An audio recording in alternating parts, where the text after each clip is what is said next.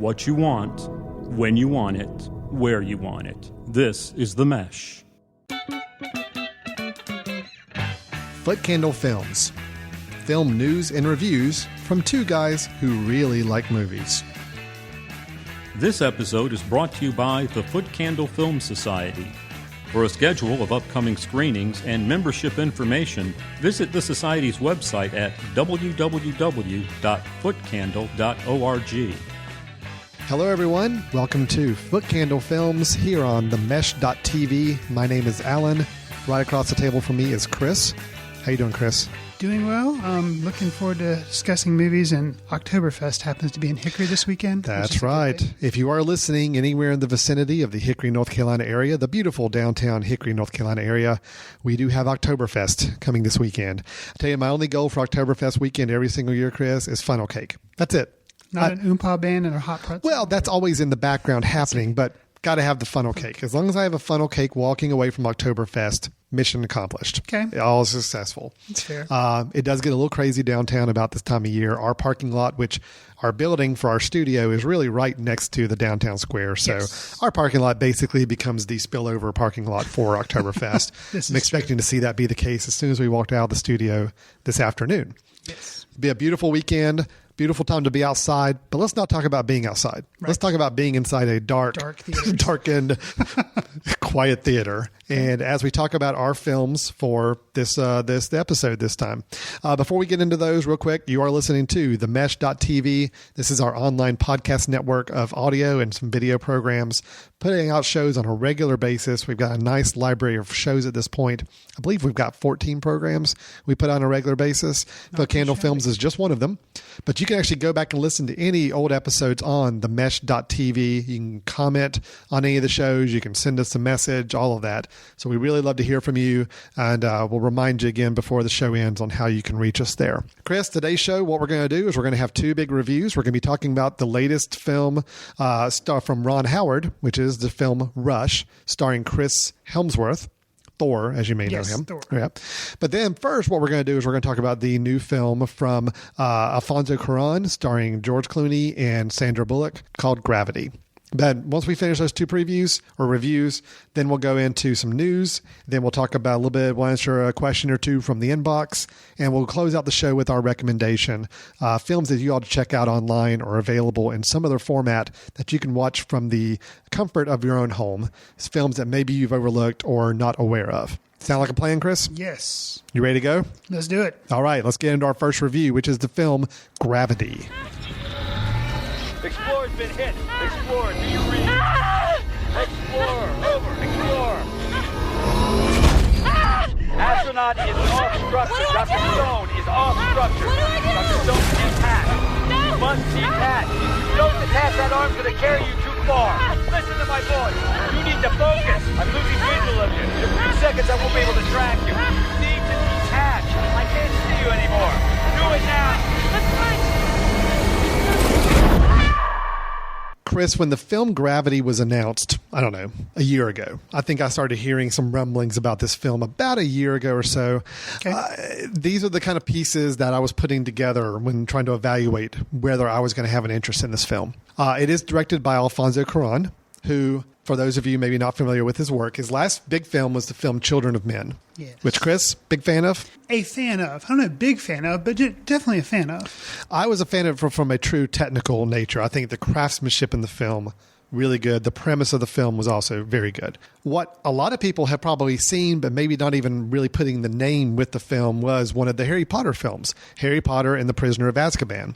My personal favorite of all the Harry Potter films I've seen. I think it might be mine as well. Yeah, I think he just really added a nice touch to that film that really put it in a whole different level than some of the other ones. Sure. But now, one of the films that he got really acclaimed for many years ago, Y tu Mamá También. Yes. Did I say that right?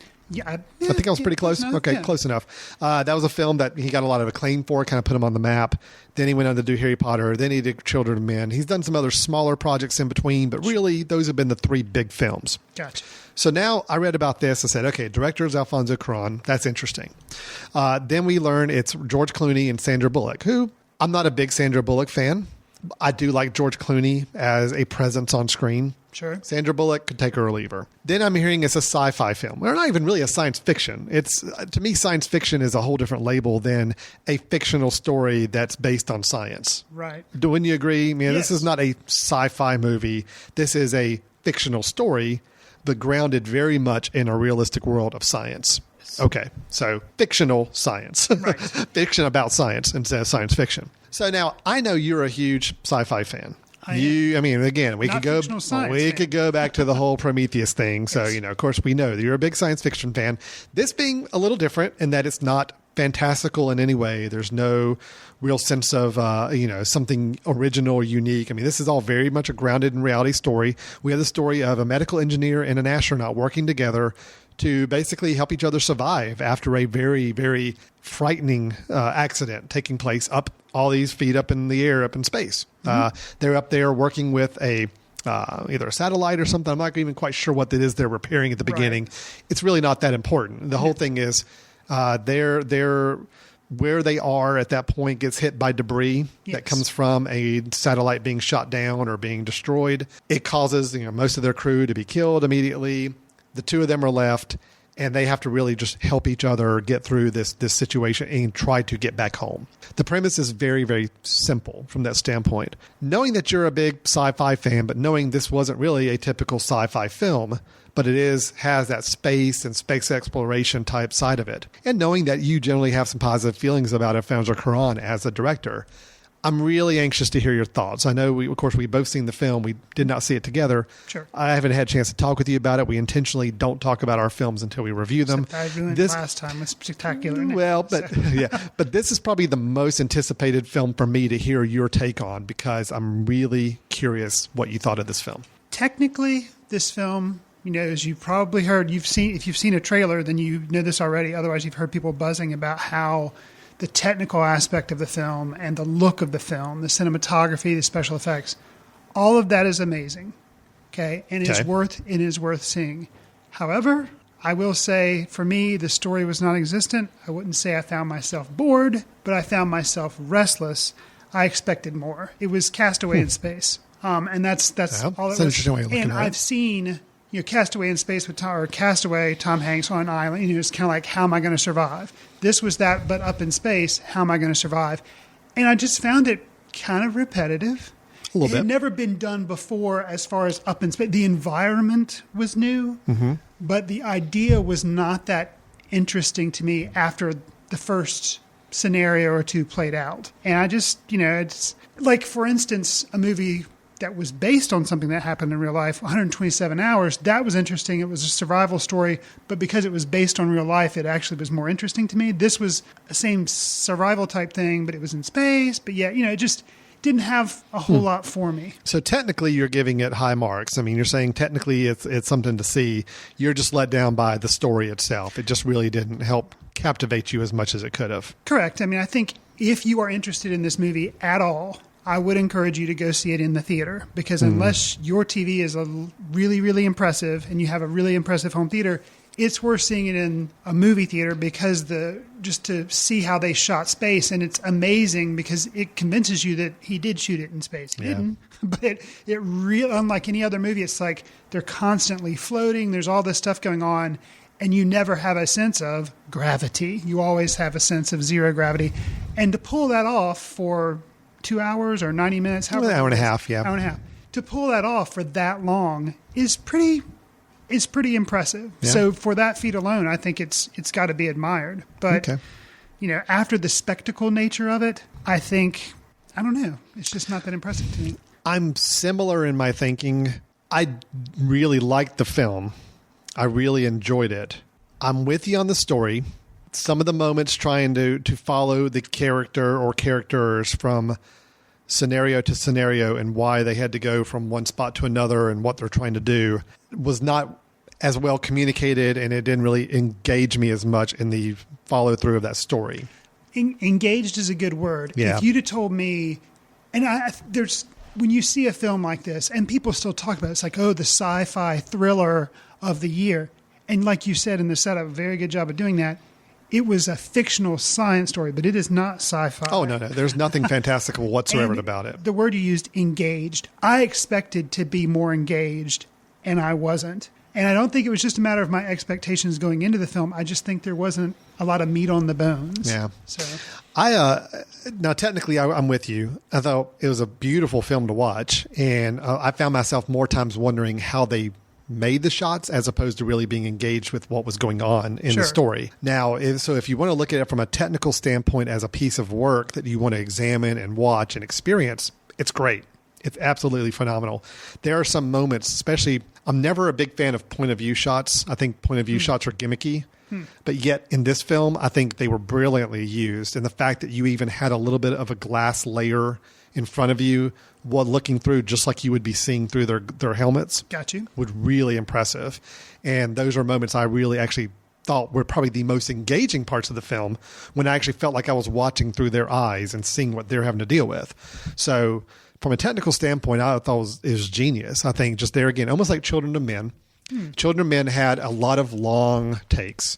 That was like, that film was really kind of revered for, as it had, I think, 3 sequences that were incredibly long single takes. There's a car chase sequence. The car chase, and then the whole towards the end, during a war breaking out, a battle. I mean, it's following our main character up and down flights of stairs, all through a building, all one continuous take. I think there was the first scene was a long continuous take in this movie as well. I think it might have been 10, 12 minutes or so. And I think there were a lot more in the film too. It's just they all just kind of blend together. You don't really notice if they're cutting a lot or if they're single takes.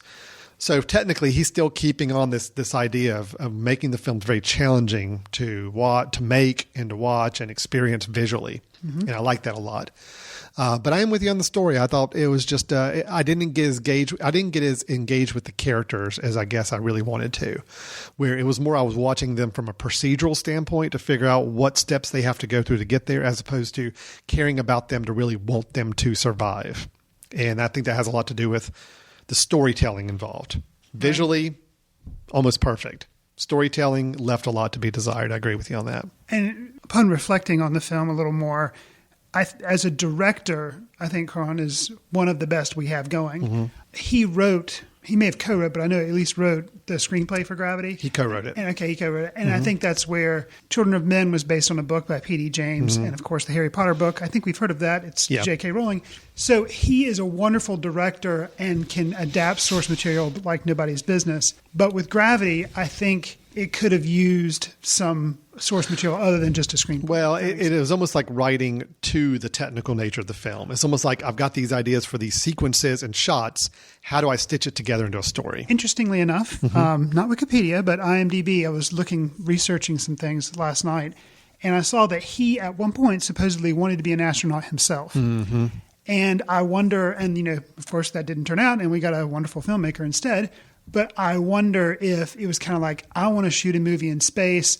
I don't really know of a story I want to adapt, so I'm just going to throw this screenplay out there and I'm going to do it because I know I can do some really cool stuff. Yeah. And he's right, he could. It's just, That's kind of how it seems like it might have happened. And now let's talk about some more specifics of the film, likes and dislikes. Of course, a huge majority of the film, outside of the technical spectacle of it all, you've got 2 main characters, 2 main actors we're dealing with here. You've got Sandra Bullock as Ryan Stone. You've got George Clooney as Matt Kowalski. I did not know this until I looked up on IMDb. I did not realize Ed Harris was the voice of Mission Control, which is that's pretty cool. Yeah, it is. But really, we basically have those like 2 an characters. Apollo 13 reference. Yeah, there. exactly. So we have those 2 characters kind of carrying the whole film. How did you feel either or both of them did? I thought both of them did well. It was Sandra Bullock really has it's her movie. The weight's on her shoulders. I thought she did an okay job. I wish she could have, story-wise, I wish she could have had more to do. But for what she was given, I thought she did a good job. I would be surprised if she didn't get an Oscar nomination. And I think it's deserving too. I'd be really shocked. So I think it's deserved. This is by far the best thing I've seen Sandra Bullock do. I never saw The Blind Side, so I know that's what she got her Oscar for. I know she was supposedly good in that. I just saw it. She was good. Yeah, sure. But this, to me, I thought she really pulled it off. When she's given the chance to have her emotional scenes, which I'll get to in a minute when I talk about my dislikes, I thought she did a great job with the scenes and the scenarios she was given to work with. My concern is that those scenarios were given to her to work with. Gotcha. But George Clooney, I thought was serviceable. I mean, I like George Clooney as a presence. He was playing no different a character than he does in just about any of his other films. He's the charming, kind of smarmy guy. He's got a lot of funny comments. He's the kind of lighten the mood a little bit. He didn't do anything outstanding, but he also didn't bring the film down with him, I didn't think. So, I mean, George Clooney is one of those people. In general, I go out and see movies because of subject matter or directors in general. Mm-hmm. But George Clooney is one of those people that I would be interested in seeing almost anything he's in. Sure. Because I guess he does kind of play similar character, but he's just so good at it. He's good at it. And the movies that he's in are different enough from each other that it's not like... So, yeah, I mean, I guess in a way it allowed me to focus more on Sandra Bullock's character because I kind of already know what George Clooney's character is. It's like, oh, yeah, okay, this is George Clooney in this movie doing this. You know within the first 30 seconds of his dialogue, you know his character. Right. Sandra Bullock's character was a much, much more complex character. Yes. A lot more things going on in the background, a lot more things we learn and understand about her. Sure. So she definitely had the more challenging role. George Clooney had, I don't want to say the simpler role, but it was a much more straightforward character to play. And we pretty much had him pegged pretty early on, I think, with that.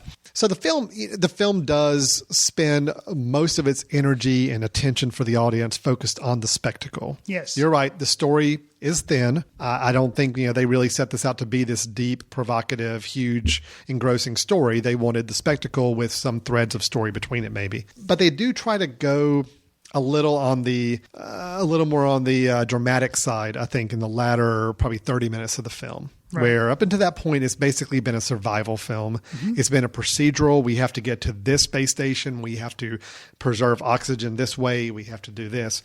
Right. You get to the last 20, 30 minutes. It starts to go a little on the more dramatic side. Sure. There's actually a scene. I'm not going to give away anything, but there is a scene late in the film that breaks with the film a little bit. Yes. Where we all of a sudden go from a very realistic, procedural, everything authentic to a scene that kind of takes you aback for a second until you realize it's maybe not really happening the way we're seeing it happen. That took me out of the film for a moment. That actually was a little jarring because I wasn't expecting that scene that scene to happen. Beyond that, it was pretty straight and narrow on things. You do have a kind of the emotional scene with Sandra Bullock's character for a while towards the end. Sure. I did think that those scenes felt a little forced in the way that they were presented to us. It was almost like, we've got these characters up to this point. We've got to show this breakdown, and let's cram this breakdown into this little 10-minute segment. And then all of a sudden, breakdown's gone, and we're moving on.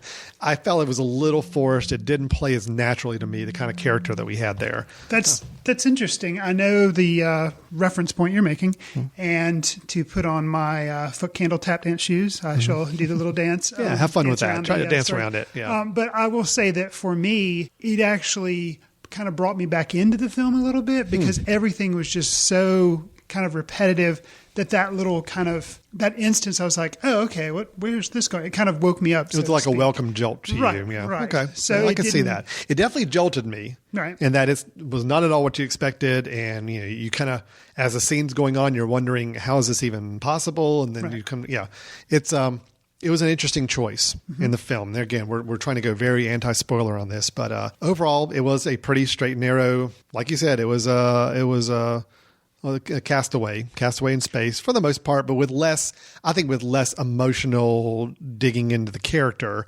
I think we were still very much on the surface of Sandra Bullock's character until like maybe the last 20, 30 minutes of the film. I'll say too that it was impressive, which would have provided me for some more story elements to be richer or something for me to latch onto that I might have liked the film better if they would not have stayed with Bullock the entire time. If they would have done flashbacks or but no, she's there, she's on screen, and they stay with her the entire time. And I have to give them hats off for that because that's kind of a challenging to the audience. It's like, nope, here you are. You don't get to break away. You are stuck adrift in space with her. Mm-hmm. And that shows, hats off for that. Technically, a marvelous film.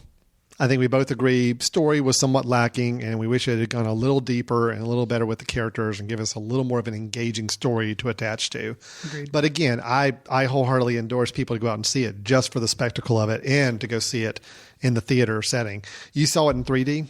I did. Yeah, I did too. And I thought the 3D assisted the film a little bit. I mean, it wasn't essential, Right. But I do think it definitely didn't detract from the film. I think it actually did heighten that experience even a little bit more. Yeah, I don't want to play this off because it's popping into my head. I don't want to play this off as the 2013 version of Avatar. Mm-hmm. Avatar, everybody hyped. It's like, oh, you got to see it in the theater. It's amazing. All the technology and everything.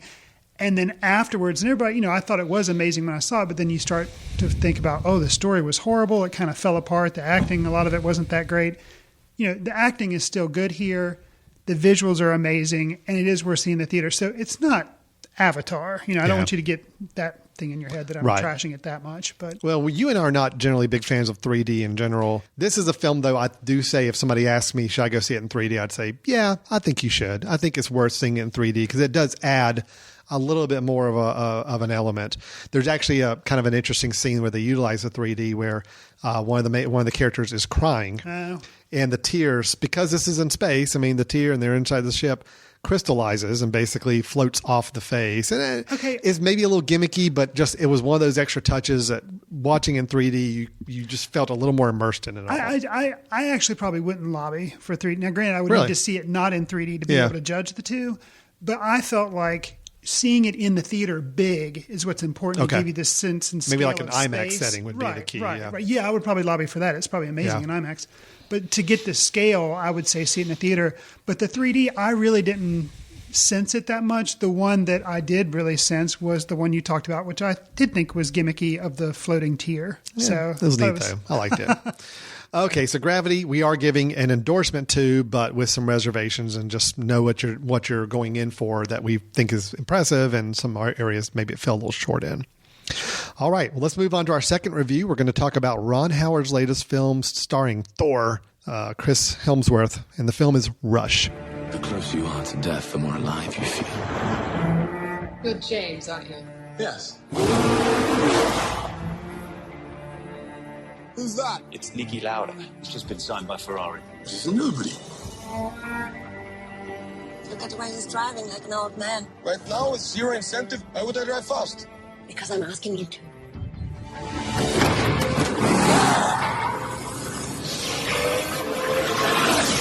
This is an incredible battle between these two great drivers. Alan, are you feeling the need for speed? Apparently. Oh, you wove in a Top Gun reference. You just made this my favorite episode ever. Oh, okay. Rush director Ron Howard apparently thinks that audiences are feeling the need. 6 Fast and Furious movies aren't quite doing it, apparently, so Howard has chosen to make a film that relates the story of the fierce rivalry between 1970s Formula One racers James Hunt, played by Chris Hemsworth, and Niki Lauda, played by Daniel Bruhl. Do you think this latest entry from Oscar winner Howard is worthy of being released in Oscar season, or should it have been released in the mindless summer blockbuster season? Oh, wow. That's a really good question, Chris. Let me answer your question with a little bit, just get to know me for the listeners out there. A little bit. This is get to know Alan, get to know Alan's likes and dislikes when it comes to films. I have a very odd relationship with Ron Howard as a director. Okay. I'll just go ahead and say that. I grew up. Love-hate relationship? Yeah, you could say that. I grew up obviously in the 80s. And so when we had films like Cocoon and Gung Ho, Gung Ho was just awesome. Wasn't it great? Okay, Michael Keaton was so great in that. Splash, Willow even. Ron Howard in the 80s was really shaped some part of my film going experience growing up. Can see that. Even going into the 90s, we get close to Parenthood, which I think is a good movie. Okay. Backdraft, I actually really enjoyed, even though I'm one of the few, I think. Far and Away with Tom Cruise and Nicole Kidman, I still think is a very underrated film. I like it a lot. And then we get to Apollo 13, so we're linking back to our story, our discussion of Gravity. He did Apollo 13 in 95. That's a good film as well. All right, then 2000 rolled around, and How the Grinch Stole Christmas came out. Okay. I'm on record as saying I absolutely detest that movie. As much as I love the original story and I love the original cartoon version, my gosh, is this a horrible, horrible, horrible movie, to the point where I was about ready to just flush anything else Ron Howard had done out the window and say, you know what? Wow. That really just made me angry. There's not that many films that make me angry. That film made me angry, much like Man of Steel made me angry earlier this year, but we won't go back into that. So I really haven't seen any of his films since then. I've actually been kind of turned off by Ron Howard. Wow. He did A Beautiful Mind. Haven't seen it. Really? Nope. Cinderella Man. Haven't seen it. Now, you've seen Frost Nixon. I saw Frost Nixon, and I did think that was good. Okay. I saw The Da Vinci Code. Hated it. Didn't see Angels and Demons. And then the last film he did was a film called The Dilemma, which was Vince Vaughn. And I mean, I'd never heard anything about it. At that point, I just kind of figured, okay, he's done. I mean, he's going back to TV world. He's going to, he's going to do his producing of Arrested Development, and that's basically all we're going to have. Which you are a fan of Arrested Development. Yeah, I am. But so then Rush comes out, and I'm really torn on it because I like racing movies. I like car movies. I like car races. I like watching that on film. Mm-hmm. I think there's a lot of drama and tension that can be done there, but it's also very tricky to pull off a really good one. Okay. So I'm already ambivalent about it. So I probably would not have gone to see this film if I didn't think we were going to review it. Okay. So that's where I am with this. I'm just giving you all that backstory to help you understand it's a very contentious relationship with Ron Howard. Got you. Ron Howard, to me, is one of the safest movie directors known to man, and I think that's a real detriment to him, that he does not push the boundaries any more than he has to. I feel like things are spoon-fed to the audience as much as humanly possible. I think he crafts it for the most crowd-pleasing format possible as well. And I just don't think there's anything challenging about his films. Okay. I will say with Rush, I saw some glimmer of hope that he may be wanting to try to be a little more daring in his filmmaking. Not enough to call this a daring, adventurous film, but for a Ron Howard film, sure, it was a little more on that side of things. We've got this whole race. It's based on a true story. We've got the situation where we've got competitive racers in Formula One. We're looking at James Hunt, who's played by Chris Hemsworth, and we've got Niki Lauda, played by Daniel Bruhl. Right. And it's following their relationship. It's following their competitive nature and their different career paths and how they kind of coincide, and then what happens as there's an accident later on involving one of the racers. I'm real torn on this film. I'm really torn on it. I thought it was a very generic standard biopic, once again, following the same beats where we don't really get to go too deep in any aspect of their lives. We get the surface little events that we have to stitch together. Although I love the fact that we're following two characters and we're seeing the similarities in the dichotomy between them. That I thought was really interesting. Okay. I'm overall positive on the film, but not ecstatic about it. I'm saying I'm generally recommending it to people if they like the subject matter. There's one main reason I would recommend this film, and I'll get to that in a minute, but I want to hear what your take is. I liked the film, and a lot of it has to do with the two main actors. And if you'd have told me that I would like the guy who plays Thor, I'd be like, whatever. But I mean, he's so good at what he does, and I don't really, like for Thor, he's just he's a presence on screen because he's this big guy with, golden flowing hair, whatever. But he does that well, and he's got a little bit of the humor. And in this movie, he's basically playing Thor driving a race car. Yeah. But the thing that impressed me about the movie, with both actors were able to do, these characters, both Lauda and Hunt, they're got a lot about them there's not there to like. I mean, they are kind of jerks. Both of them are jerks. One is a perfectionist jerk. That's the Lauda character. And the other one's a playboy jerk. That's, of course, pretty boy Thor, Hunt.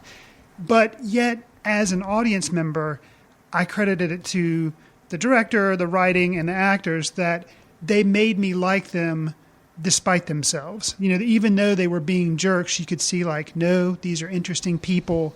And it made me care about them, even though even though I was wanting not to, or just be like, oh, they're just idiots, or they're just egomaniacs. Why do I care about these people? But I did.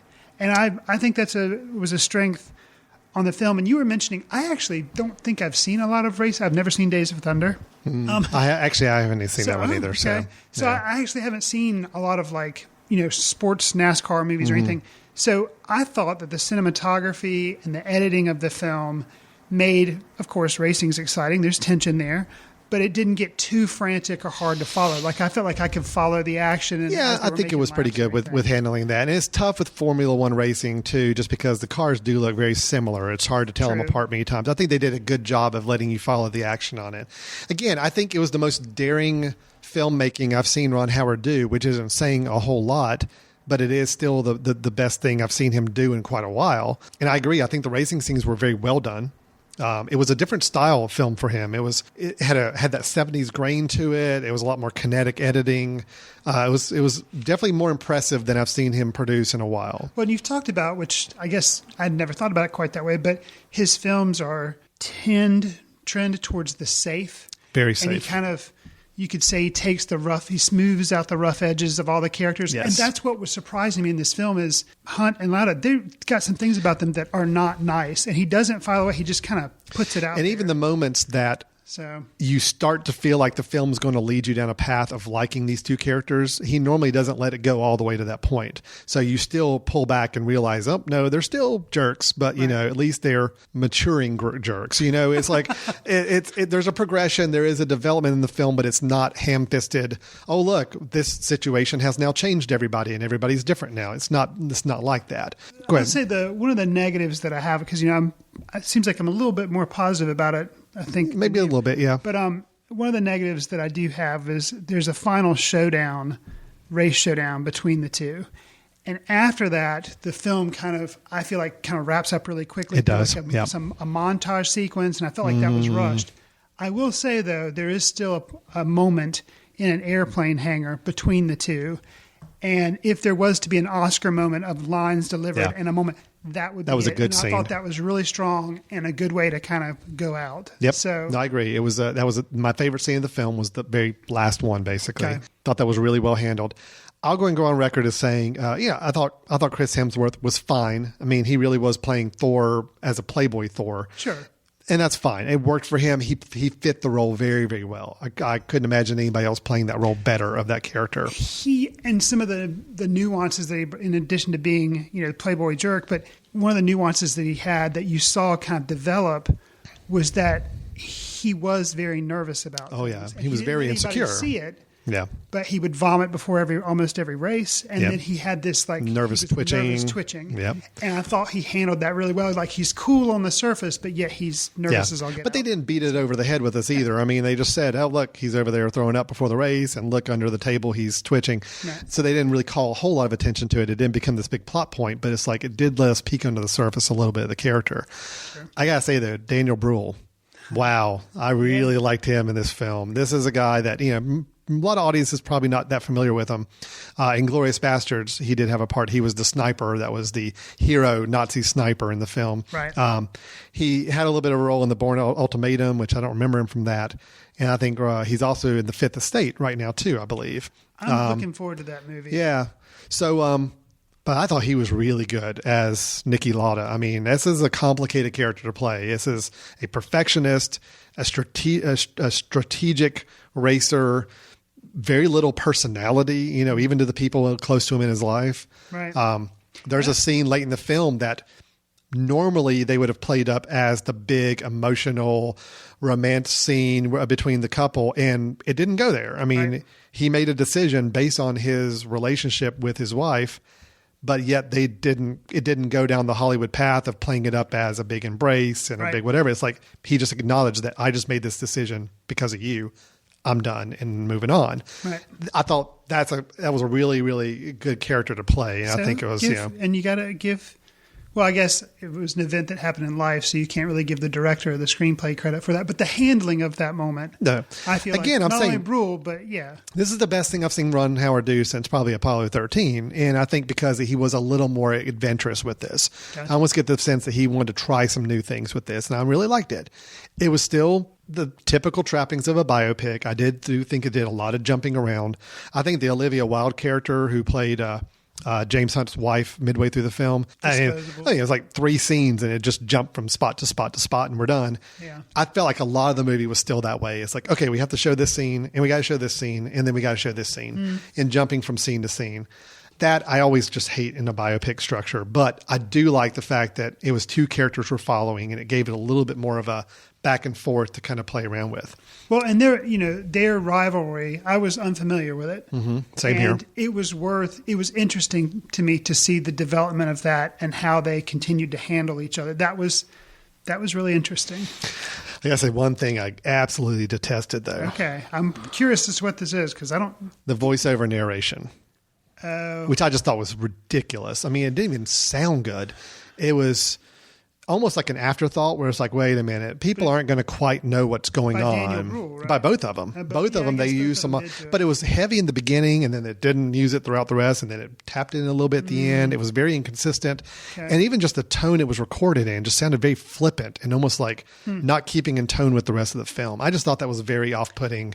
Didn't work for me, the voiceover. I generally don't like voiceovers. It didn't detract from me, but hearing your comments, I guess I could see that as a valid criticism. Okay. Didn't do it for me. But overall, I'm generally satisfied with the film. I thought it was fine. I just, there again, I think it could have been better. I think under a different director, I think it would have been a really, really good film.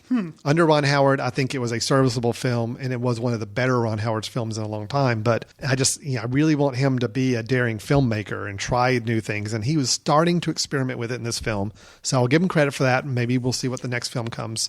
Maybe. He's in talks. I'm going to run into trouble because he's in talks to do adaptation of the Neil Gaiman book, The Graveyard Book, and I love that book. He was also in talks at one time. He's no longer in talks, I believe, to do the Dark Tower series. Stephen King. Wow.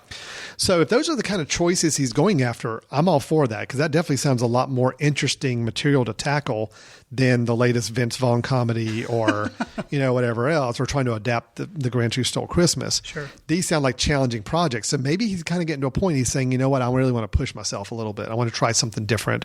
I really want to be a little more daring in the projects I go on. And I'm all for that. Absolutely. Okay, so that's Rush. And then, of course, Gravity, we talked about a little bit earlier. Both are still in theaters right now. Gravity just started last weekend as we recorded this. Rush has been out for a couple weeks, but sounds like we're encouraging people to check out both films. They both have some good merits and qualities to see with that. We're going to take a quick break. When we come back, we're going to hit a few news items. We're going to address a question in the inbox and then close out with our recommendation for the episode. Stay tuned. You're listening to Footcandle Films. Hi, I'm two-time Greater Hickory Kia Classic winner Jay Haas. Please join me in a fantastic field of Champions Tour players at Rock Barn Golf and Spa for the 11th annual Greater Hickory Kia Classic at Rock Barn, October 14th through the 20th. Weekly grounds badges are just $50. Individual tickets are $20 per day, with proceeds going to charity. Get your tickets today at GreaterHickoryKiaClassic.com. Welcome back to Footcandle Films. I am Alan. This is Chris. I'm pointing to the person across the table. For those of you obviously not seeing what I'm doing, Alan and Chris here. We're with the Footcandle Film Society, and we're talking about movies here on Footcandle Films. We just finished our reviews of Gravity and Rush. But let's go into some movie news for a little bit, Chris. Okay. And I'm just going to go and make you a promise right now, because I noticed over the last few episodes, I think I've gone kind of heavy on the sci-fi superhero genre news movie. So I'm making a commitment right now for this news section. No superheroes, no sci-fi stuff. Okay. Is that fair enough? Taking the no superhero pledge. Yeah. Okay. Just for the next 10 minutes or so anyway. Film festival circuits. We're getting close to Oscar time. Yes. Okay. I think they announced the nominations in January, and then we start having the ceremony in February or maybe March. Something like that. Mm-hmm. So we're getting close. Mm-hmm. A lot of good films are going to be coming out over the next couple months as they're trying to get in that December time frame for making sure there are Oscar contenders on the time frame there. Sure. Well, the New York Film Festival is actually starting up here right about the time we're recording this, or pretty close to it. I think it's coming up pretty soon. And we've had the Toronto and the Chicago. I think. Actually, it's kicked off September 27th. So it's actually going on right now. We're finishing up. Okay. Just reading a good article. This actually came from Cinema Blend website, but they kind of summed up 5 films that they kind of see as the you can't miss that are playing at the New York Film Festival. So for me, that's kind of a good way of saying, all right, here are 5 that we may be hearing more about Oscar time. We may be reviewing. And right now I will go ahead and say all 5 of them are ones that have not come to our multiplex yet. Okay. One of them I think is starting this weekend, so we've got the chance to see one locally. Hopefully the others will be here soon. Some of these we've talked about, some we haven't. I just want to get initial take. Are you interested, not interested? What are you hearing about these films as we go through them? Okay. The first one we have talked about before. The one I'm terribly excited about, Inside Llewyn Davis. Coen Brothers film. That one, I believe, is starting and coming out in December. This is their follow-up. Their last picture was True Grit, which did pretty well box office-wise. Sure. Was actually a very big hit for them. This is Inside Llewyn Davis, talking about a folk singer, their musician's journey, and some of the relationships and situations he finds himself in. It promises to have a lot of good music. We're looking forward to a good performance by Oscar Isaac in the film. I don't have to ask you if you're excited about this film. I know you're interested in it. So it's the directors, Coen brothers. So, and the trailers have been Oscar Isaac. Remind me who that is. Good question, because I don't know. Oh, okay. He's been around for a while, but not any big roles. Okay. So he's been a much more smaller role actor, and he's now getting a real nice spotlight shown on him for this. I've done my diligence. Because it has not been shown in theaters yet, I have not seen the trailer for the movie. Okay. So I don't know who he is. Would I recognize? Have you seen the trailer? Yes. You probably would recognize him, but he would be one of those faces like, I know I've seen him somewhere. But that's it. Yeah. Okay. Captain Phillips is the one that is coming out this weekend, and that is Paul Greengrass's new film, who United 93. He did, I think, a couple of the Bourne films. Right. He's a very provocative, challenging filmmaker, takes on very heady, serious material on things. And so here we have a very much like United 93, taking on a very grueling, terrifying situation that did happen in real life, stripped from the headlines kind of thing. But the interesting thing is we've got Tom Hanks in the lead role, which I know Tom has done serious roles before. Mm-hmm. To me, this looks to be probably the most gritty, realistic, serious role we've seen him do. It's going to be up there, yeah. So I'm interested in the scene. The film. I can't say I'm like eager to go see it, but it is one of those that I think I will be interested in finding out how it does and how it's perceived. And if I get a chance to see it, I'd be curious about it more than anything. How about you? Are you got any curiosity in this film at all? Not really, because to me it seems like it's Zero Dark 30 for 2013. It's the serious, gritty, real life thing that really happened. I'm sure the acting will be fine, the direction will be fine, but I don't go in for those type of movies. It's not my genre, but because it does have a lot of award buzz, I will see it. Okay. All right. So, and I do think that's probably going to get some award buzz, Oscar time as well. I think it's just got all the right elements working for it right now. All right. Here's one we haven't talked about, although we have talked about this actor recently in one of our reviews. Okay. Robert Redford. We talked about, what was the film we reviewed? God, I've already forgotten the name of it. The Company You Keep. Yeah, that's how memorable the film was for me. That was the last film that he was acting in. We didn't much care for the film. He also directed that film, I believe, too. I believe so. Now, he's got another film he's in called All Is Lost. And this is by director J.C. Chander, who did Margin Call, which I've never seen, but I heard good things about. Gotcha. And what we've got here is, even kind of flashing back to your comments about Castaway, a little bit of that same idea. It's a single solo sailor braving a brutal weather conditions on a damaged boat. And my understanding is the film is mostly Robert Redford on screen, dealing with the conditions, dealing with the situation. Okay. The reviews out of Cannes were really good for this film. Supposedly he puts in a really stellar performance as well. I personally will say I think it'd be nice to see Robert Redford really act and perform really well in a film, because we didn't get it in The Company You Keep. No. And I can't think of another film in the last 10 years that he's been in that I really remember or can think of. Okay. So any interest there for you? I mean, not a terrible whole lot. I mean, I think it would be interesting to see if you can make that, if there's more story than was in Gravity. If you can make it interesting. Guy stuck out in a boat, how does he survive? So far, the Coen brothers are the highlight for me. All right, well, let me throw another one out there and just see if this one might step in or not. Okay. Ben Stiller, as an actor and director. This is The Secret Life of Walter Mitty. Is he directing it as well? Mm-hmm. Okay. Yep. Adaptation of a short story. And I'll tell you, this one, it's based on I think he's either a photographer or art director or something working for Time Magazine. Okay. And where he tends to daydream and gets lost in the world he's exploring and reading about and seeing photographs about. It does star Kristen Wiig as well. So you would think it'd be comedy, but everything I've seen from the trailers looks to be, it's a fantasy. Right. I'm sure there's probably some comedic elements to it, but I think it's got a much more of a dramatic tone to it. The only thing I know that Ben Stiller's directed, I think he directed Zoolander, that he also starred in years ago, which I think is hilarious, but sounds like a very different film. Right. He also did Reality Bites back in the 90s. Right, Yeah, that was right. what I a film totally forgotten about that. I think he wrote and directed that one as well. Okay.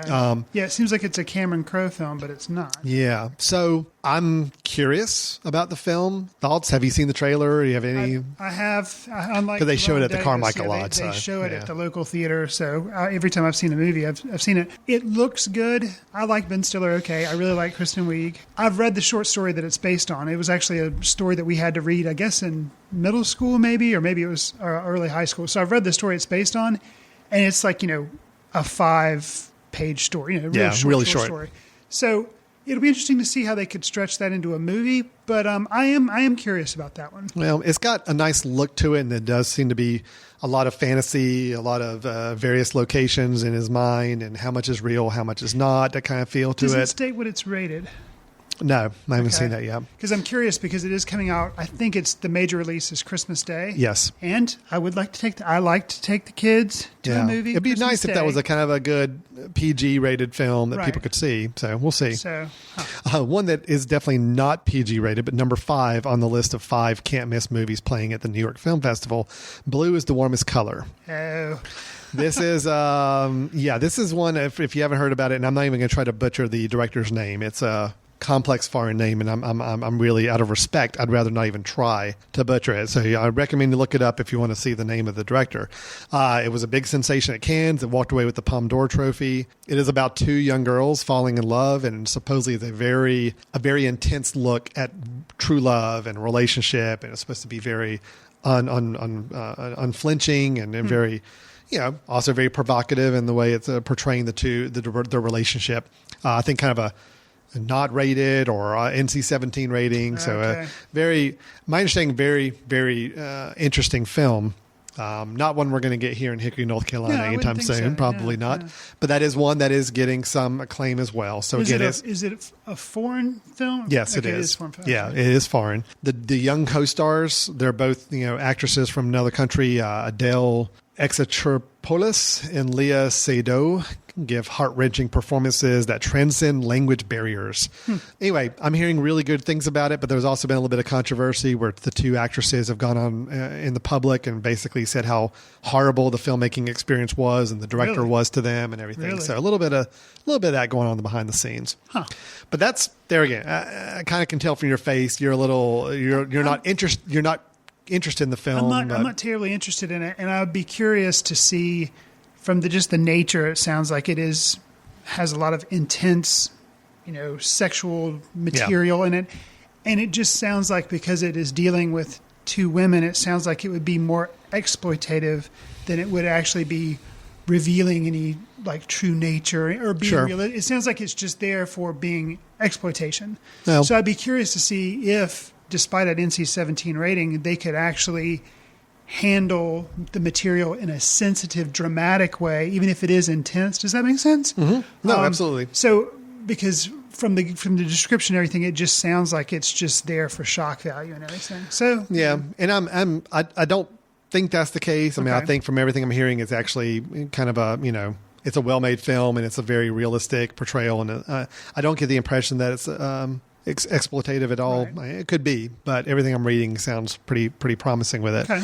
That's the 5 they're kind of highlighting. Sounds like out of the 5, really the only one you're truly interested in is Inside Llewyn Davis. Well, and Walter Mitty maybe as a second.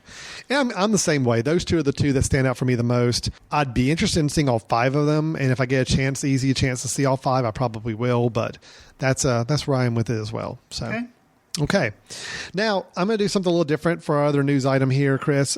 I know for a fact that you saw 2 movies recently that are out in theaters right now that I did not see, and we have not reviewed, but I know you saw them. Thank you, Letterboxd. So I'm going to give you 1 minute for each of them. Okay. As I give you the name of the movie, I'm going to start the timer going here, and you've got 1 minute to tell me your thoughts on the film. And you're just going to buzz me when my minute's gone. Yeah, I'm actually got my little iPhone set here. The most annoying ring thing, like a foghorn or I don't know. Let's see here. What's the most annoying? Oh, that's not annoying at all. Let me find an annoying song. Hold on. You got to have something. Oh, there's got to be like a really loud. Yeah, I mean it is the new iOS 7, so That's all right. We'll do that's this pretty one. good. So this is this is what we're going to do. So you've got 1 minute. First film, Runner. Okay. Justin Timberlake, Ben Affleck. It's just your summer action schlock. I mean, it's all to do with online gambling. It is gambling, just like I guess Rounders was. Yeah, there's not much there. The performances aren't bad, but there's just nothing, But if you're looking for a mindless movie and you like Justin Timberlake, I guess it's okay. Was Ben Affleck better than he was in Argo? He showed a little bit more emotion. Yes, he did. He got really excited when he could throw meat to crocodiles and they would attack it. So. There's crocodiles in this movie? There are crocodiles in the movie, yeah. And it's... How was Justin Timberlake? Justin Timberlake, he didn't have his suit and tie on. He did have a suit, but he never had a tie with it, I don't think. He was okay. I like Justin Timberlake, but it's not like a standout performance. I think it was just, paycheck for both of them, and they went and bought a new car with it or something like that. Yeah, it's not outstanding. Probably would not recommend it, I guess would be a safe way to say it. But if you want a mindless movie, Redbox, there's our 1 minute. Okay, good. We got that down. Okay, very nice. Thank you, Chris. That was very good. And we'll do a second movie now here since we got our thing going for that. Hold on, I can't turn my timer off now. My gosh. That's good. I'm stuck. That gives me a little bit more time to think about the movie that you're going to ask me about because I do know. I don't understand how I'm not turning the timer off. iOS 7? Uh-oh. You're killing me. Okay. And second and final film on our 1 minute Chris Fry reviews. This film would be Don John. So, yeah, Don John's title character, done by Joseph Gordon-Levitt. He's the writer and director and producer of the film. He is the main star, and it's all about a young man from Jersey and his struggles to kind of find, I don't want to say true love, but find love that's worth having. He goes out on all these one-night stands, and he is basically addicted to pornography, which is handled in the, I don't want to say the most tasteful way possible, but it's not there just for exploitation value, but it is featured prominently in the film. So, don't take the family, not a family film. Not a family film. But it's interesting in what it says about relationships and family, and also touches on religion. He's Catholic. His family's Catholic. And so it's a very interesting film, a good first directorial effort from Mr. Gordon-Levitt. Did he write it also? Yes, he did. Okay. And so it's interesting that this is what he chose to do for his first directorial effort in writing it. So. Okay. The 1 minute Chris Fry reviews. We're done. We got 2 done. I think that's something we're going to have to do if either of us have seen a film that we're not officially reviewing. Just do the 1 minute synopsis. That's enough. That's all we really need to hear about the film. The most annoying ringtone or alarm tone. I got to find a better one because that really wasn't that annoying. I want something that just really blares and really startles you when it comes out. The Star Trek Red Alert class. Yeah, I need a siren or something. Right. So, all right. Well, thanks for that, Chris. Sure. All right. Last thing before we finish to get onto our recommendation and start to finish out the show here. I did want to call everybody's attention. I know this is a little more only going to apply to those of you that actually live in the general vicinity of where we are recording here at the Mesh Studio, which is Hickory, North Carolina, located in the western part of North Carolina near the mountains and a little north of Charlotte. We actually have a special screening coming up by our Footcandle Film Society on Wednesday, October 23rd. The film is Waiting for Mamu. And this is a documentary. It's a shorter documentary. I believe it's only about 40 minutes or so. The actual director of the film is going to be in attendance. It's Tom Morgan, who's coming to talk about the film. What we've got here is a film, and I believe it was shot in Nepal. Is that correct, Chris? I think so. And it has to do with documenting a woman that, basically in Nepal culture, if an adult is convicted of a crime and sent to prison and they have a child under their care, the child goes to prison as well. So the children are basically growing up in prison, waiting for their parents to get out of prison, which may be by the time the kid's 18 years old. I mean, right. Who knows? So this woman, who was also recently profiled as a CNN hero, which the film is about, she's basically put us upon herself to go out and actually take these children out of the prison setting during the day, go get them experiences with life and get them out there and seeing how to grow up and how to, experience life, since they're not able to do that in the prison setting, and then takes them back to the prison at the end of the day. That's her life mission now. Is what she's wanting to do. Fascinating story. We're really excited to be showing it.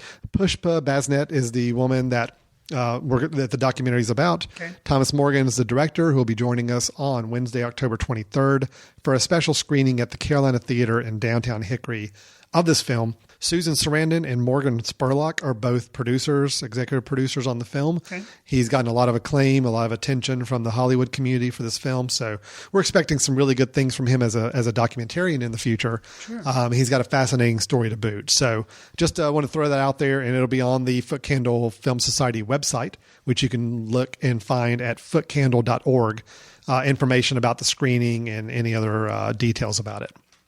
Okay, Chris, we're almost to our recommendation, which is the last part of the show, but I did want to go dip into our inbox for one question. Okay. We did get one listener question that I thought would be fun to talk about. Okay. Just because it did, this is actually a story I can relate to even from my screening I went to last night. Oh, okay. So in the inbox, we had Naomi from North Carolina, here in good old North Carolina. Excellent. Didn't see what city it was from, but in North Carolina, wrote a question.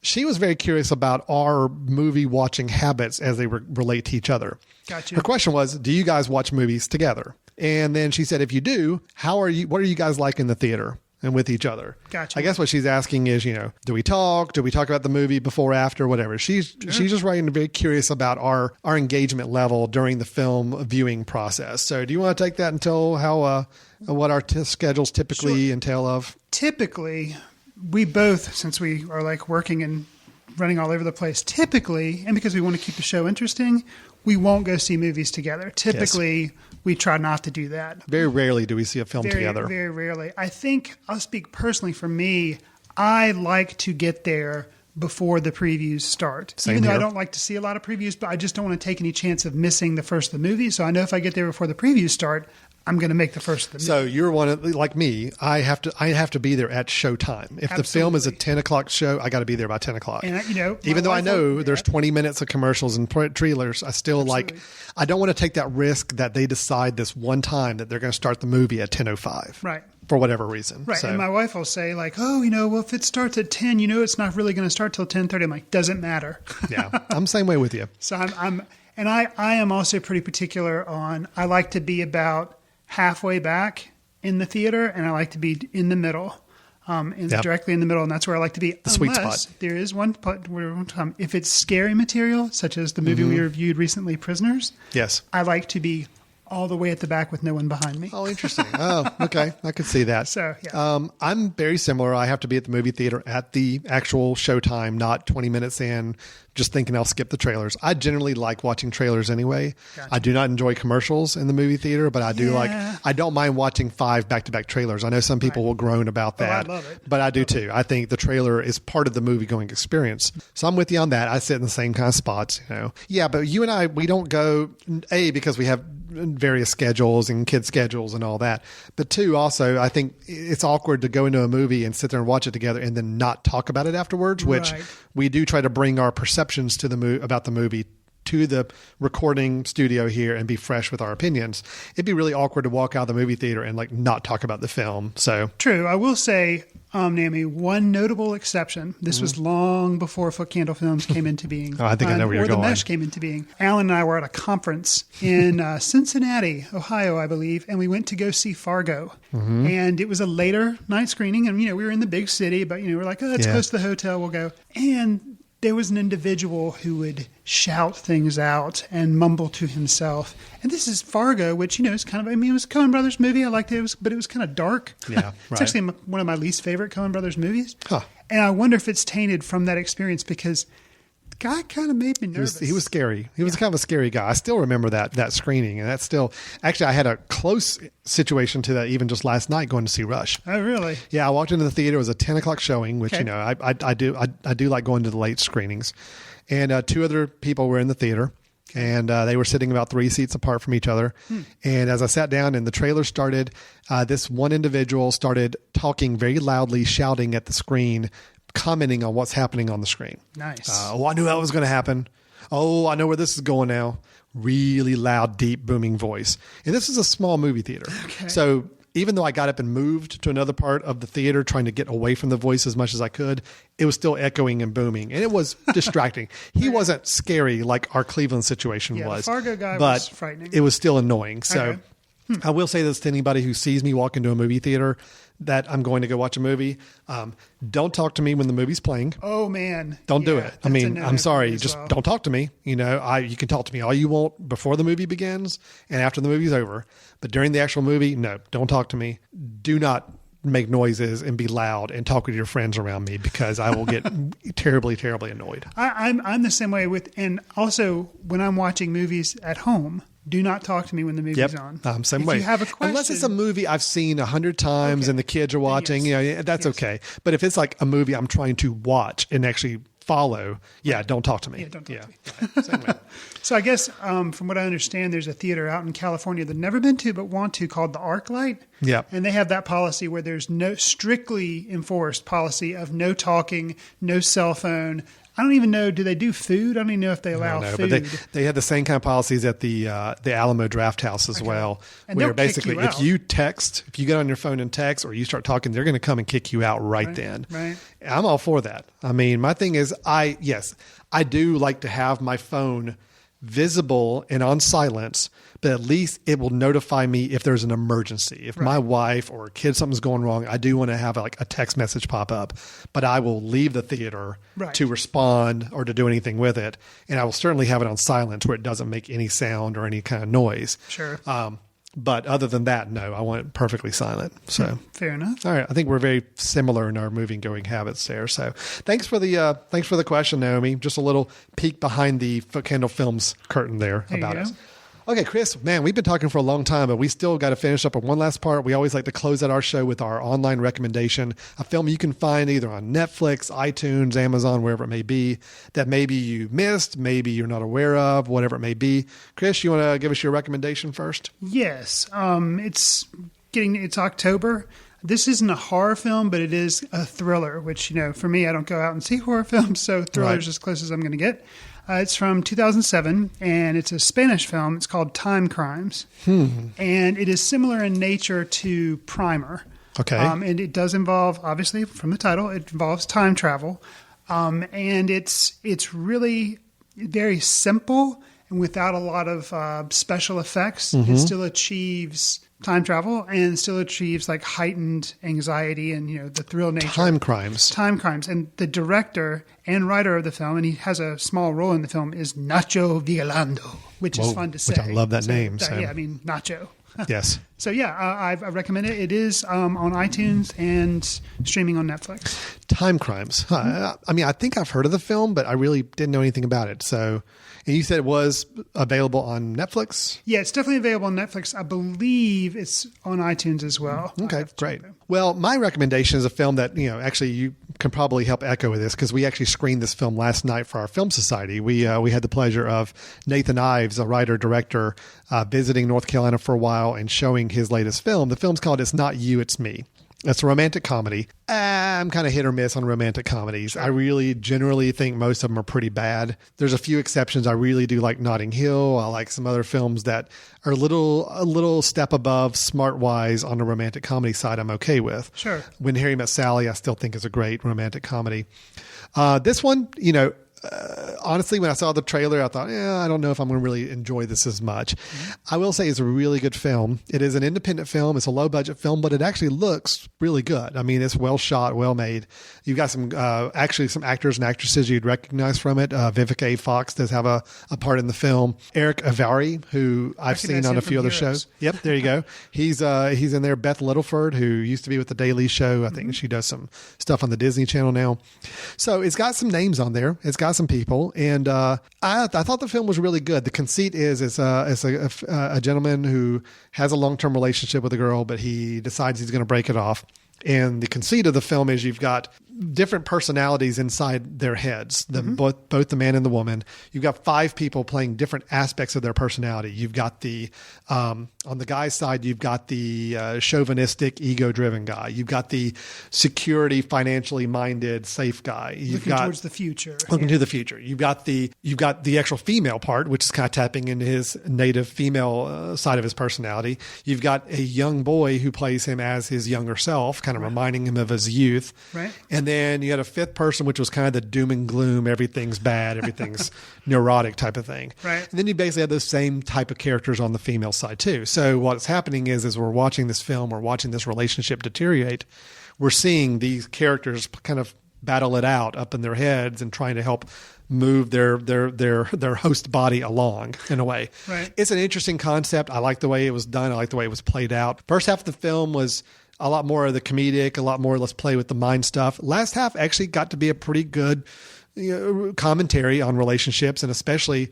how factors in our lives growing up, parental relationships and all that are playing a factor in how we deal with relationships nowadays. And I didn't feel it was heavy-handed at the end where it could have been. Right. No, it was a good film. I think, especially for the budget, for the knowing how quickly they put it together. I think he said they shot it in 18 days. Right. It was a very, very good movie. So kudos to Nathan for putting together a good film, and thanks for bringing it to the Film Society last night. I think a lot of the crowd enjoyed it. That's going to be available on iTunes by the time you hear this. I think it's coming out October 15th or so. So I think the show will be published after that date. So you can look for it.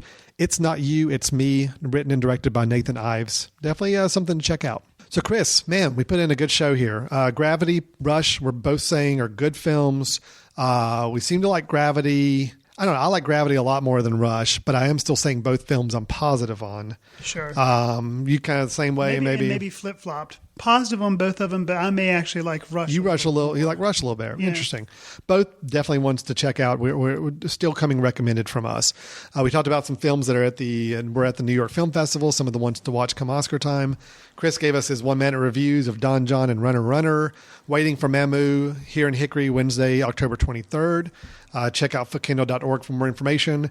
You got to hear how Chris and I are in the movie theater. And then we had recommendations of the films Timecrimes and It's Not You, It's Me. A lot of stuff. A lot of value packed into your Footcandle Films hour there, or however long we've been talking. So thanks so much for listening to everybody. Again, you can find out more about our Film Society at footcandle.org. You can learn more about The Mesh by going to themesh.tv. That's THEMESH.tv, where you can see all the shows we have on the Mesh Network. You can go back and listen to back episodes. It's all free, guys. You don't have to pay a dime to listen to this stuff. But we do ask, just give us some feedback, talk to us online, post a comment on the website, send us an email, whatever you can. We'd love to help answer more questions or hear your takes on some of these films if you agree or disagree with what we had to say.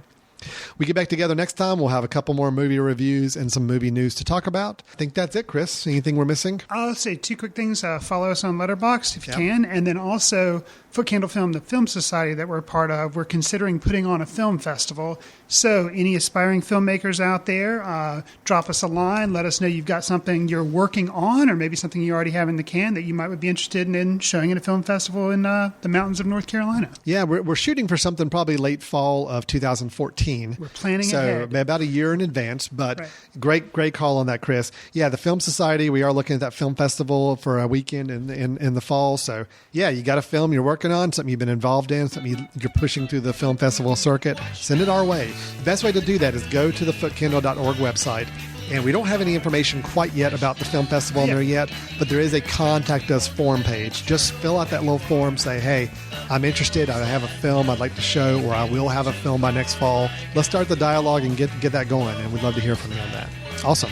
Well, we're going to wrap it up for today. Thanks, everybody, for listening. This has been Footcandle Films with Alan and Chris. Thanks for listening. See you in the ticket line. Watch news through the courtesy of Footcandle Film Society. Special thanks to Carpal Tuller for the show theme music. For more about Carpal Tuller, visit www.carpaltuller.com. You've been listening to The Mesh, an online media network of shows and programs ranging from business to arts, sports to entertainment, music to community. All programs are available on the website as well as through iTunes and YouTube. Check us out online at themesh.tv.